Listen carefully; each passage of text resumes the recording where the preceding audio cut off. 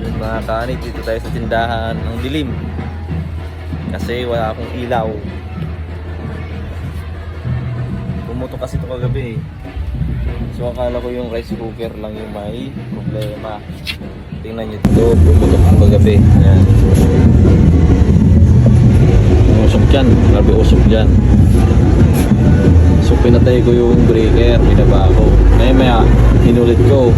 So okay naman, nakapagtinda ko ng maayos. Gumagana to. Pati yung blender ko. Pero ito hindi ko na ginamit yan kagabi. So kaya nag-decide yung barangay na putulin na lang yung connection dito. Kasi grounded daw yung lahat ng katabi ko. Hindi sila makapagsara tuwing hawak sila sa dingding nila. Nag-ground sila. Nung pinutol daw to, so nawala na yung ground. Kaya nakapagsara na sila. Yan. Sabi ng mga katabi kong tindahan dito, pinutol daw yung linya. Yun nga pinakita ko sa video. Kasi hindi sila makapagsara kasi nag-ground sila dito sa tindahan nila. Hindi nila mahawakan yung dingding. Nakakalungkot naman, hindi ka makapagtinda ng oras na. Inaantay ko electrician, iayusin daw ngayon. Sana makabul pa, alas 8 na. Yun muna mga kanit.